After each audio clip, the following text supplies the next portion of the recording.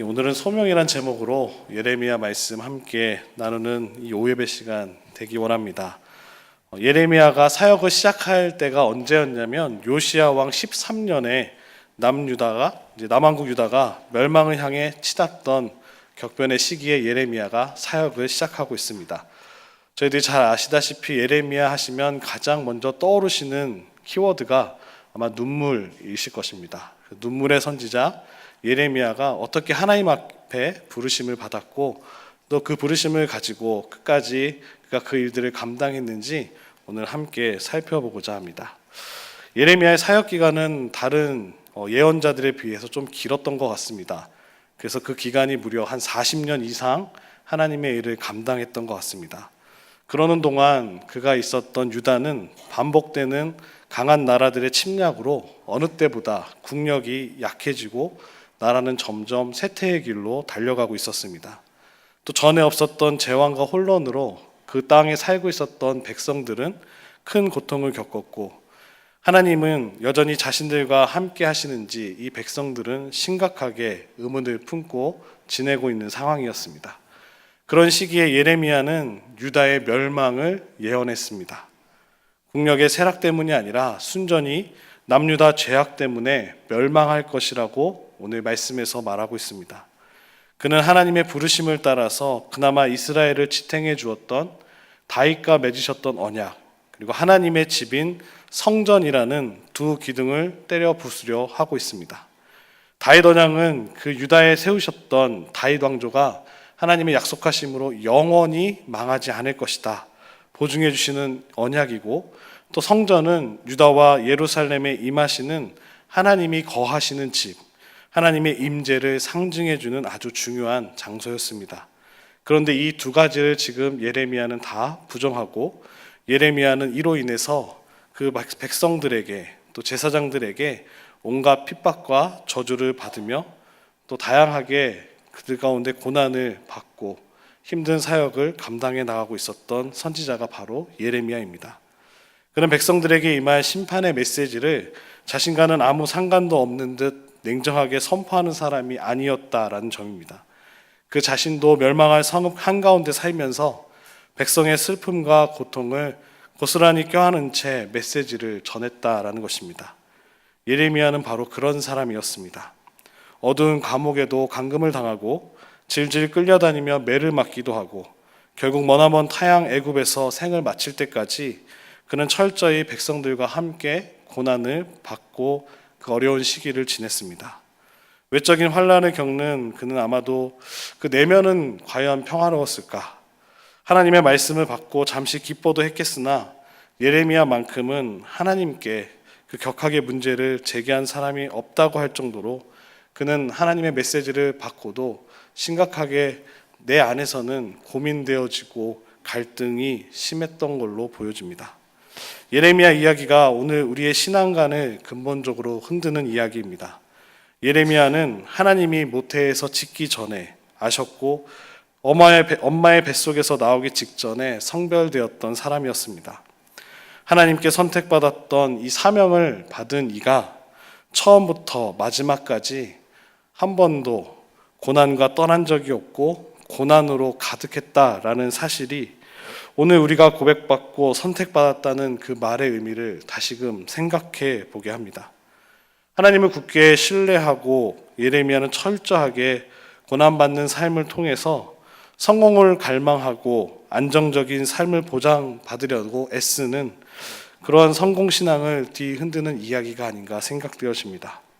하나님을 믿으면 반드시 복을 받는다는 간단한 식의 말이나 혹은 좀 더 고상하게 세상의 물질적인 복은 아니더라도 예수님을 믿으면, 하나님을 믿으면 마음에 참된 평안을 얻게 된다는 식의 그런 수많은 말들은 오늘 예레미야 앞에, 예레미야의 비참한 삶의 앞에서 그저 무색한 말뿐임을 보게 됩니다. 그래서 예레미야서는 우리의 어설픈 신앙관을 송두리째 허물어버리고 우리의 거짓된 안정감과 평안을 부수고 있는 모습을 살펴볼 수 있습니다. 예레미야서를 읽을 때 이스라엘의 구체적인 상황과 연결되어 있음을 보게 됩니다. 특정한 시기에 특정한 상황과 연결되어져서 청중들에게 그 말씀을 선포하고 있습니다. 예레미야서는 근본적으로 당시 사람들의 환경과 상황 속에서 어떻게 하나님께서 이 백성들을 이끌어 가셨는지 보여줍니다. 그런 상황을 고려하지 않고 영적으로만 이 본문을 해석한다면 주어진 본문이 어찌 보면 역사 상황을 배경으로 하고 있기 때문에 특정한 그 하나님의 인도하심과 이끄심을 자세하게 살펴보기 어려울 것입니다. 특별히 고난과 고뇌로 가득했던 그 예레미야의 삶은 예레미야서를 살펴보면 바벨론 포로기나 아니면 포로 귀환 이후에 사람들에게는 굉장히 중요한 메시지였을 것이라고 생각되어집니다. 오늘 본문에는 나오지 않지만 하나님께서 예레미야를 통하여서 이스라엘이 철저하게 망하게 될 것이고 70년 동안 포로로 잡혀가서 70년의 세월이 흐른 후에야 되돌아오게 될 것이라고 약속하고 계시기 때문입니다. 아마도 지난 시대에 대한 반성과 또 앞으로 다가올 시대에 대한 기대 속에서 거센 고통 속에서도 하나님의 말씀을 굳게 붙잡았던 오늘 예레미야의 신앙은 당시의 고난을 이겨나갈 모범이 되었던 것 같습니다. 이런 예레미야의 삶이야말로 고난받는 하나님의 종, 그런 대표적인 모습으로 살펴볼 수 있을 것입니다. 시간과 공간을 초월한 하나님의 말씀은 오늘 예레미야 말들로 표현되었고 아주 구체적으로 한 개인의 말과 또 삶을 통하여서 드러나고 있습니다. 하나님의 말씀은 그렇게 전해지는 것 같습니다. 살과 피를 가진 예언자, 그리고 그가 살고 사역했던 구체적인 현실을 버린다면 우리는 하나님이 주신 말씀의 중요한 부분을 많은 부분 잘라내고 이해할 수밖에 없다는 것입니다. 예레미야는 제사장이었습니다. 특별히 같은 제사장이었던 에스겔의 경우에는 그냥 그저 제사장 에스겔이라고 단순하게 소개하고 있지만 오늘 읽진 않으셨지만 예레미야 1장 1절에서는 그를 특이하게도 베냐민 땅 아나돗에 있는 제사장들에 속한 사람이라고 소개하고 있습니다. 아나돗 제사장들이라는 표현은 아마도 이들이 특정한 집단을 이루고 있음을 말해주고 있는 것 같습니다. 아나돗이란 지명은 여호수아서 21장 18절과 역대상 6장 60절에 따르면 원래 베냐민 지파 땅으로서 레위인들에게 제공된 성읍 중에 하나였습니다.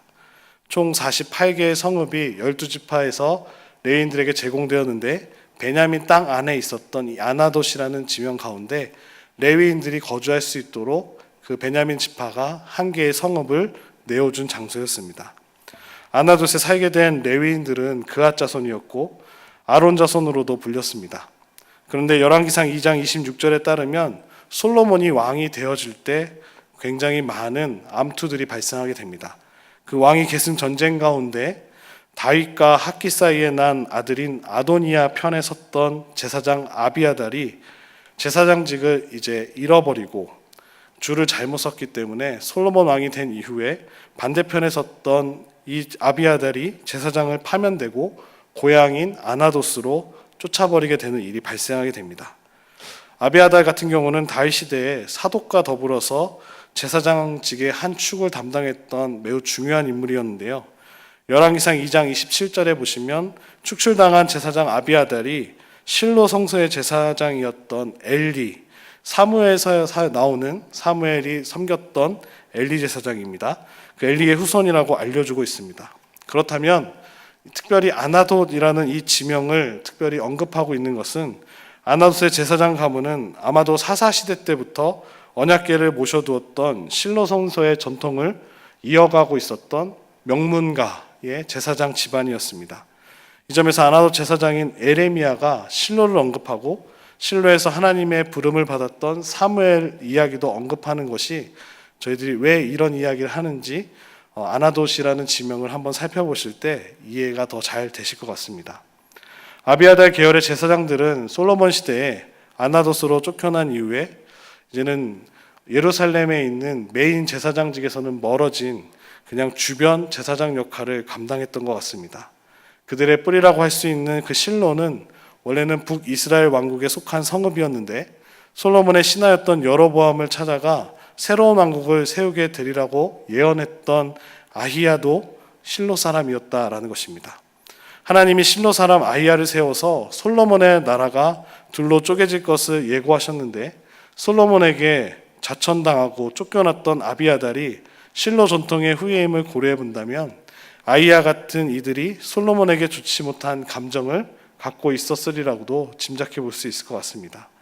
이를 보면 하나님의 뜻을 두고 행하시되 사람들의 현실에서 맺는 여러 관계가 하나님의 뜻을 활용하시는데 한 사람 한 사람 사용하고 계심을 또 보게 됩니다. 예레미야는 전적으로 하나님의 부르심과 선택에 의해서 예언자의 사역을 시작하고 있습니다. 그러나 그가 전한 메시지는 아나돗 제사장 출신이라는 그의 배경과 분리되어집니다. 그리고 그 지역에 아무런 영향을 받지 않습니다.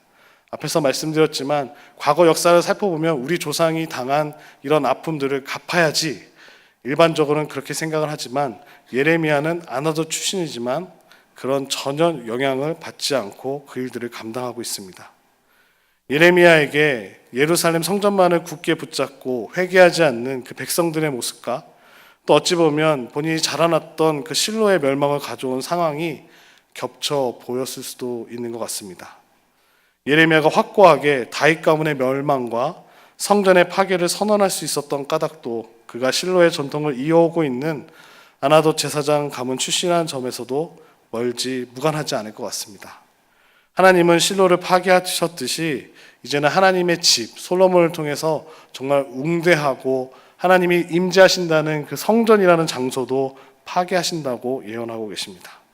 그러나 이스라엘 백성들은 과거의 심판이 오늘 나하고는 무관하다는 생각에서 비극이 시작되는 그 자리를 인식하지 못하고 진리를 깨닫지 못하고 있는 모습을 보여줍니다. 백성들은 이렇게 생각했습니다. 하나님이 다윗 가문을 지켜주시고 하나님의 집인 성전은 절대 망하지 않을 것이다. 굳건한 믿음을 가지고 그들은 우상 숭배하고 각자 소견에 오른 대로 살고 있었습니다. 그런데 예레미야라는 한 듣보잡 선지자가 등장해서 성전은 다 부서질 것이고 이스라엘 유다는 망할 것이다 라는 이 메시지가 결코 좋게 들리지는 않았을 것입니다. 아나돗 출신이라는 사실이 예레미야의 모든 것을 하나로 규정해 버리지는 못하는데요. 특별히 나중에 보시면 예레미야 11장 18절로 23절에서 보시면 아나돗 사람들이 오히려 예레미야를 고향 사람들이 죽이려고 음모를 꾀하려는 모습이 나옵니다. 요시야 왕과 함께 개혁을 실천하면서 지방에 있었던 예배당들을 다 없애고 예루살렘에서만 중앙성소에서만 예배를 드리려고 하니까 지방에서 그동안 일하고 있었던 제사장들이 반발한 것입니다. 특별히 아나돗 사람들도 그 사실을 그 중심에 예레미야가 있다는 사실을 알고 예레미야를 죽이려까지 했다는 점입니다. 아나돗 출신이기 때문에 다윗 왕가의 허상과 또 성전의 허망함을 직시할 수 있었던 예레미야 같은 사람이 있었던 반면에 또 하나님의 심판과 변화는 워낙 철저하고 근본적이어서 아나돗 출신이라 해도 그대로 받아들이기 어려운 부류도 있었을 것입니다. 하나님께서 메시지를 주시지만 이게 정말 맞나 틀린가 늘 고민했을 것입니다. 예레미야는 특별히 1장 2절 3절에서 하나님의 말씀이 임한 예언자로서 예레미야 사역이 요시야 왕 13년에 시작되었다고 전하고 있습니다. 북이스라엘을 멸망시켰던 아수르라는 큰 나라가 주전 627년에 바벨론이라는 새로운 신흥 강국에 의해서 패배하면서 아수르는 역사 속에서 사라져버립니다. 얼마 후 요시야 18년에 이른바 요시야 개혁이 단행되었습니다.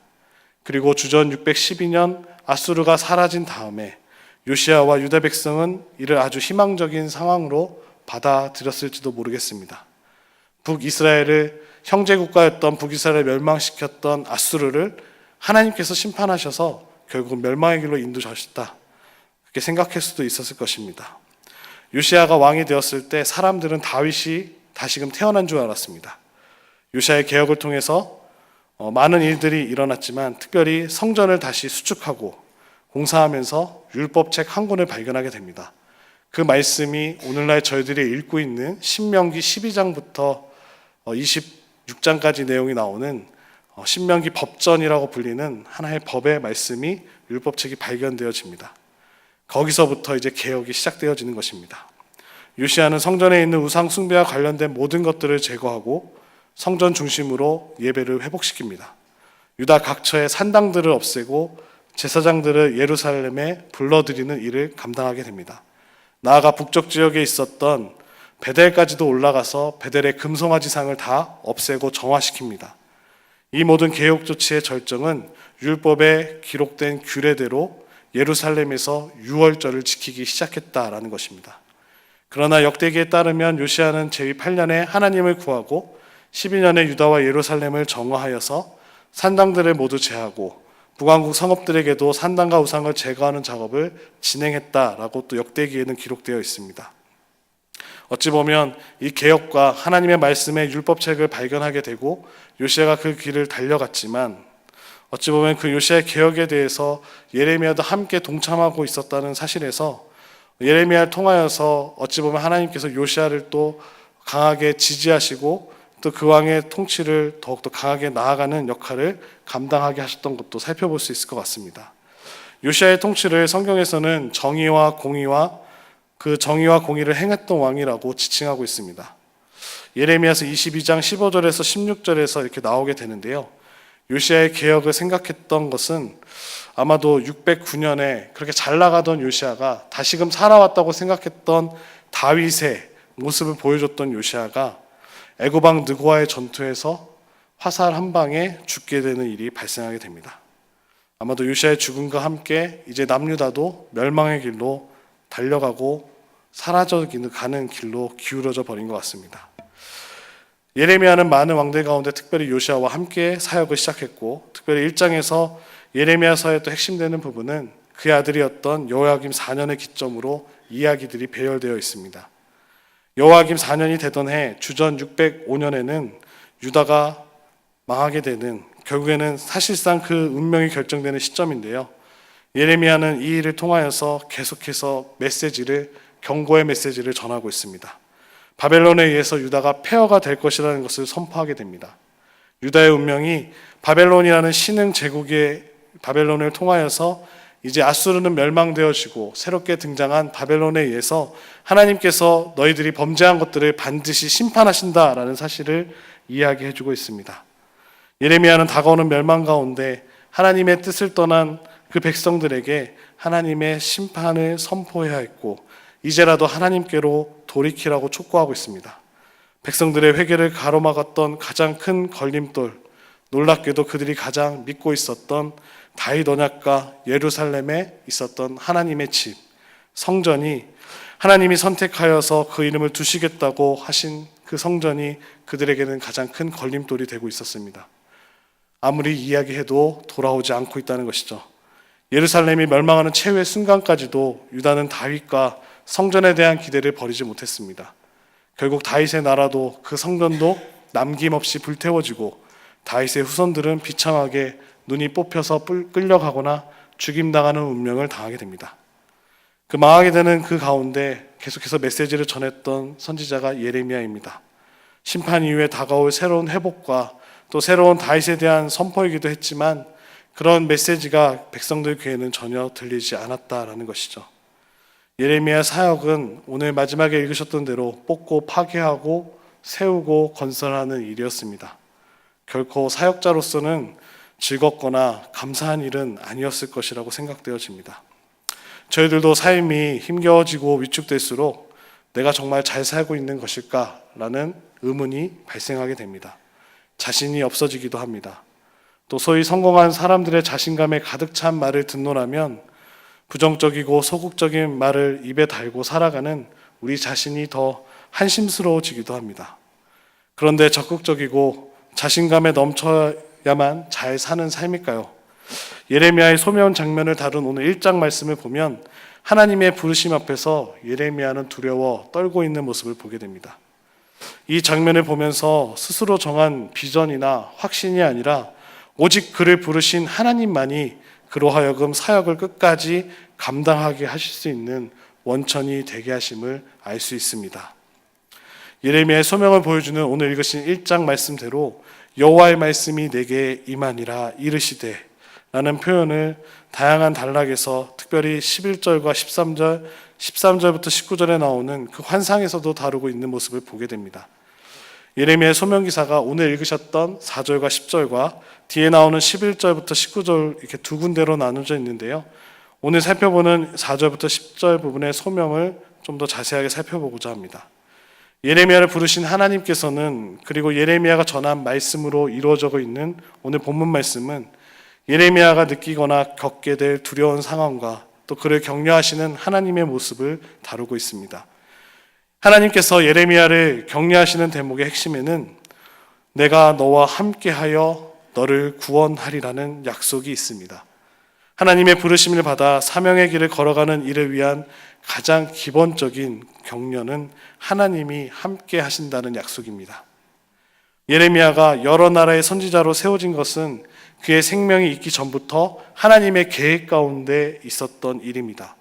5절에 나란히 쓰였던 모태에 짓기 전에, 그 배에서 나오기 전에와 같은 표현을 통해서 예레미야가 예언자 됨이 그 자신의 자질과는 아무런 상관이 없고 전적으로 하나님의 선택하심에 있다는 것을 보여주고 계십니다. 즉흥적이고 순간적인 일이 아니라 오래전부터 하나님은 결정하셨고 택하셨다라는 것입니다. 5절에 쓰였던 동사 중에 알다, 성별하다, 세우다라는 동사들이 나옵니다. 이것을 통해서 알다라는 의미는 히브리어 동사는 단지 지적으로만 아는 것에서 끝나는 것이 아니라 하나님께서 아브라함을 아시고 이스라엘을 아시고 그를 따르는 종들을 아신다고 이야기하신 것과 같이, 또 성별하다도 부르심을 받은 예레미야가 개인의 자질과는 무관하고 하나님께서 따로 구별하셨다라는 이야기로 저희들에게 확인시켜주고 있습니다. 하나님이 그를 성별하셨다는 것은 그가 정결해지고 순수해진다는 것을 의미하지 않습니다. 하나님이 하나님의 일을 위해서 그를 구별하여 따로 떼어두셨음을 의미합니다. 어찌 보면 거룩은 내게 있는 어떤 것이 아니라 하나님과의 관계 속에서 생겨난다는 것입니다. 여전히 우리는 죄인이고 부족한 존재입니다. 하지만 그리스도 예수로 말미암아 하나님께 구별되었고 거룩한 사람, 저희들은 성도가 되었다라는 사실입니다. 하나님이 예레미야를 먼저 아셨고 따로 떼어 구별하시고는 그를 열방을 향한 예언자로 세우고 계십니다. 하나님이 미리 아시고 정하심은 하나님의 백성의 공통된 고백이기도 합니다. 성경에 나왔던 모세, 삼손, 사무엘 역시 출생의 순간부터 하나님의 택하심을 입었으며 예수 그리스도, 바울도 그러했습니다. 예레미야를 그 자리에 세운 이는 전적으로 하나님이시며 하나님께 그의 삶이 달려있다라는 것입니다. 하나님은 예레미야가 쓸모가 있어서 그의 장점 때문에 그를 부르신 것이 아니십니다. 하나님이 예레미야를 어느 정도 자란 후에 선택하신 게 아니라 그가 엄마의 뱃속에 생겨나기도 전에 그를 아셨고 구별하셨던 데서 분명해지고 있습니다. 우리가 하나님의 소명 앞에서 내가 이렇게 부족한데 감히 나 같은 사람이 어찌, 이런 같은 말은 근본적으로 적절하지 못한 말인 것 같습니다. 하나님의 사람으로 살아간다는 것은 결코 한순간의 우연이 아니고 한번 도전해보는 시험도 아니라는 것입니다.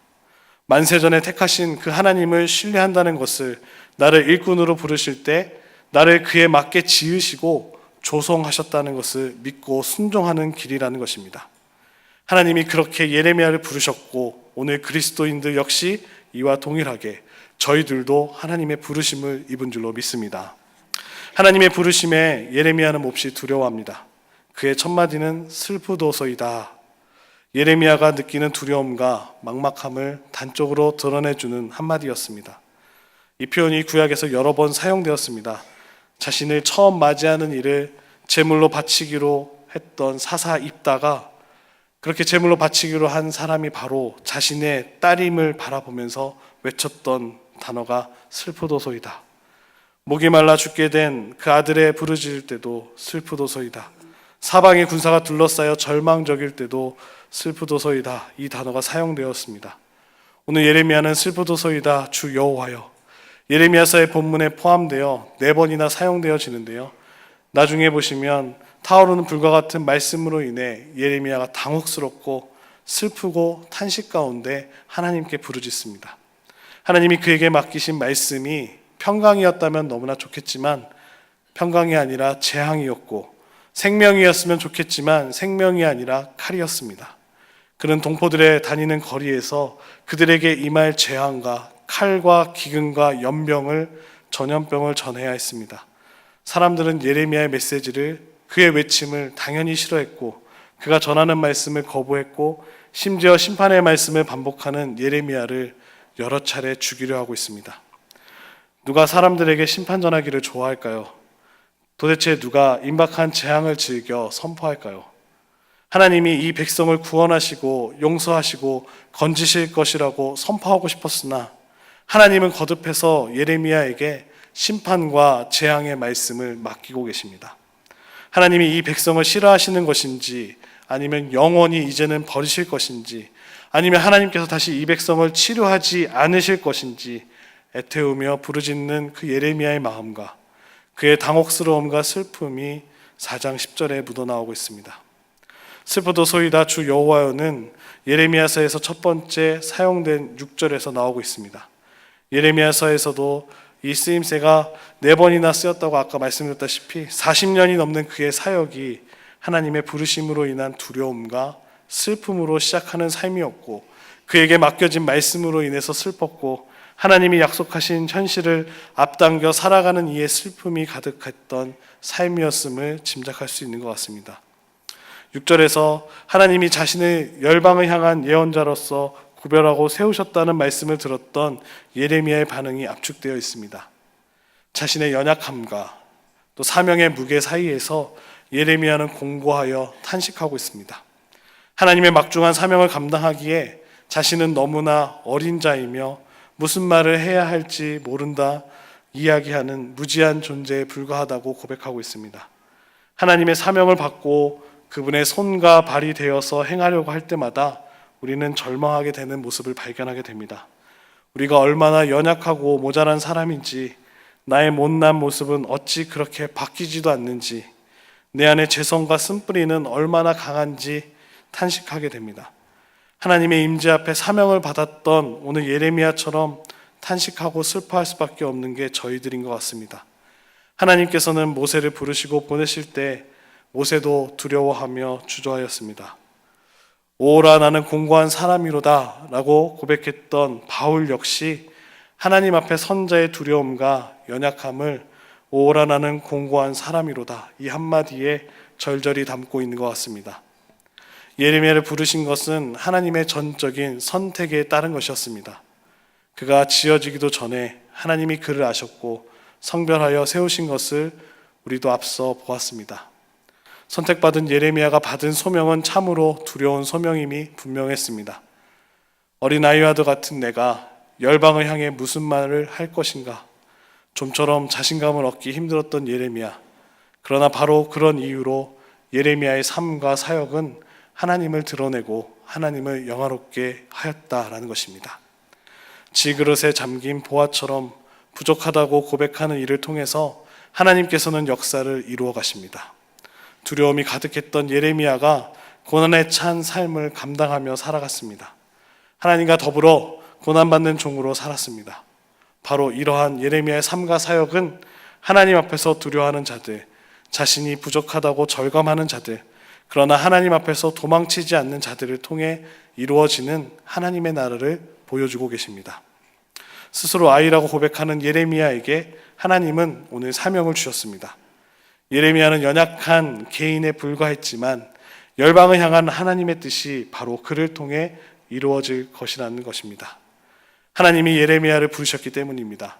연약하고 두려움이 많은 예레미야에게 펼쳐진 그 고난의 삶이 어떻게 하나님 나라의 놀라운 역사를 이루어갈 수 있었을까요? 오늘 읽으셨던 1장 9절 말씀은 하나님께서 예레미야 입에 손을 대시는 장면을 소개하고 있습니다. 1장 9절을 함께 한번 읽어보시도록 하겠습니다. 시작. 여호와께서 그의 손을 내밀어 내 입에 대시며 여호와께서 내게 이르시되 보라 내가 내 말을 내 입에 두었노라. 하나님의 말을 누군가의 입에 두신다는 표현은 다른 데서는 찾아보기 참 힘든 표현입니다. 비슷한 표현으로 모세가 부름받은 장면에서 나오고 있는데요. 모세는 하나님의 부르심을 받을 때 이렇게 고백합니다. 저는 입이 뻣뻣하고 혀가 둔한 자입니다. 이런 사람이라서 그런 메시지를 전할 자격이 없습니다, 하나님. 그러나 하나님께서는 모세의 입에 함께 하시고 모세를 통해 아론의 입에 할 말을 주신다고 말씀하셨습니다. 오늘 예레미야의 소명 기사에서 중요한 목적 중에 하나는 예레미야가 모세처럼 하나님이 보내신 참 예언자임을 보이는 것입니다. 모세처럼 하나님이 그 입에 말씀을 두신 예언자가 나타날 것이라고 했던 신명기의 예언이 오늘 예레미야를 통해서 바로 이루어지고 있음을 보게 됩니다. 참 예언자와 거짓 예언자 문제는 나중에 예레미야의 사역에서 중요한 쟁점 중에 하나였습니다. 하나님의 이름으로 거짓을 예언하는 이들과 환상을 보았다고 하면서 실상은 그 마음에 강교한 것을 말하는 이들이 있었지만, 오늘 예레미야는 하나님이 친히 그 입에 말씀을 두신 참 예언자임을 그의 소명기사에서 오늘 말씀해주고 계십니다. 10절 말씀을 눈으로 살펴보시면, 보라, 내가 오늘 너를 여러 나라와 여러 왕국 위에 세워 내가 그것들을 뽑고 파괴하며 파멸하고 넘어뜨리며 건설하고 심게 하였느니라 하시니라. 10절 말씀을 통해서 하나님은 예레미야를 이제 감독자로 세우고 계심을 보게 됩니다. 성전의 감독자들은 예레미야를 수차례 괴롭히고 학대했습니다. 예레미야는 사람이 세운 감독자들에 의해 모진 핍박을 당했지만, 예레미야는 이제 하나님이 세우신 감독자라는 것입니다. 그 점에서 예레미야의 사역은 하나님이 세우신 감독자와 사람이 세운 감독자 사이의 갈등을 여러 차례 보여주고 있습니다. 예레미야가 단지 이스라엘의 감독자만이 아니라 이제는 열방의 감독자로 세워졌음을 10절에서, 오늘 마지막 읽으셨던 10절에서 하나님께서는 말씀하고 계십니다. 열방의 감독자라고 세워졌다고 해서 열방 모두 위에 군림하는 좋은 자리가 아닙니다. 열방의 감독자라는 것은 그의 사명이 열방이 이스라엘 앞날을 좌우하고 결국 멸망시킨 상황에서 예레미야는 죄로 인해 이스라엘이 멸망당할 것이며 열방은 이를 위해 사용되는 하나님의 도구라고 선포하는 내용이라는 것입니다. 강한 바벨론과 같은 나라도 하나님의 도구에 불과하다는 것을 선언하는 것입니다. 그러나 아무도 예레미야의 말을 듣지 않고 있습니다. 예레미야만이 열방에서 어떤 존재이며 어떤 역할을 할지 알고 있는 그 열방의 감독자였습니다. 어찌 보면 그의 사역은 사역의 웅장함이나 여러 나라를 오가는 분주함으로 나타나지 않습니다. 사람의 눈에는 굉장히 초라해 보이고 보잘것없지만 실제 예레미야는 하나님의 일꾼으로서 오늘 말씀하신 대로 열방의 감독자로 사역을 감독했습니다. 예레미야는 다윗 언약과 예루살렘 성전이라는 두 개의 기둥을 뽑고 부시기 위해 갖은 애를 다 쓰고 있었습니다. 사람들은 다윗 언약과 성전을 굳게 믿었지만 오늘 예레미야는 그들이 굳게 믿고 있던 것들이 다 산산이 부서지고 말 것임을 확실하게 선포합니다. 든든하고 확실하다고 여기는 것들을 부수는 일은 쉽지 않은 것 같습니다. 그렇게 예레미야는 가는 곳마다 사람들의 미움을 받고 배척을 당하며 일생 중 오랜 기간 감옥 같은 곳에 갇혀 지내야 했습니다. 기존의 체제를 부정하고 멸망과 파괴를 전하는 일을 누가 좋아하겠습니까? 그러나 그릇된 모든 것들이 부서지고 우리를 착각하게 만드는 모든 것들이 파괴될 때 비로소 새로운 체제가 세워질 수 있다는 것을 예레미야를 통하여 교훈해주고 계십니다. 참된 회복은 철저한 파괴 속에서 이루어지는 것 같습니다. 멸망은 끝이 아니라, 심판은 끝이 아니라 다시금 회복시키시는 바로 그 시점이라는 것입니다. 확고한 것들을 일거에 부정하고 뒤엎는 그런 변화적인 사고에 뿌리를 든 예레미야의 말씀은 어떻게든 기존 체계를 보수하고 지탱하려는 시도에 근본적으로 문제를 제기해주고 있습니다. 하나님이 온 나라와 민족을 뽑고 부수고 건설하고 심는 분이심을 오늘 예레미야를 통하여 증언하고 계십니다. 예레미야가 하나님의 일을 대신하고 있음을 알 수 있습니다. 겉으로 볼 때 예레미야는 고난당하고 핍박당한 그런 힘든 점철된 삶을 살았으나 그는 결국에 하나님이 열방에 세우신 감독자였고 하나님을 대신해서 이스라엘과 또 열방을 뽑고 부수고 심고 세우게 하신 일을 감당케 하셨습니다. 하나님의 사람들이 행하는 일은 겉모습으로 판단할 길이 없다는 것을 보여주고 계십니다. 사랑하는 성도 여러분, 하나님께서 어떤 소명을 우리에게 주셨습니까? 어떤 달란트를 주셨습니까? 오늘 예레미야를 살펴보았듯이 예레미야가 처한 현실이 우리가 서 있는 곳과 별반 다르지 않음을 보여주십니다. 전도하기가 너무나 힘듭니다. 그러나 가만히 있으시겠습니까? 우리가 각자 서 있는 곳에서 그리스도 예수의 증인의 삶을 살아야 될 줄로 믿습니다. 전도가 어려운 시대라고 이야기들 합니다. 그래서 전도를 포기해야 할까요? 아니요, 더욱더 전해야 합니다. 하나님이 함께 하시면 어떠한 고난이 닥쳐와도 그 길을 끝까지 걸어갈 수 있기 때문입니다. 이것이야말로 적극적인 사고방식이고 긍정적인 사고방식입니다. 주께서 나와 함께 하시면 우리가 능히 고난을 감당할 수 있습니다. 주께서 우리와 함께 하시면 우리가 주님을 따라 그 길을 걸을 수 있습니다. 이것이 빌립보서 4장 13절에 나왔던 내게 능력 주시는 자 안에서 내가 모든 것을 할 수 있느니라 라는 말씀의 참 뜻이 아닐까 생각되어집니다. 하나님의 부르심에 예레미야는 순종했지만 유다 백성들은 거절합니다. 순종한 예레미야는 견고한 성읍이 됐지만 불순종했던 예루살렘은 그토록 견고했음에도 불구하고 황폐해질 것입니다.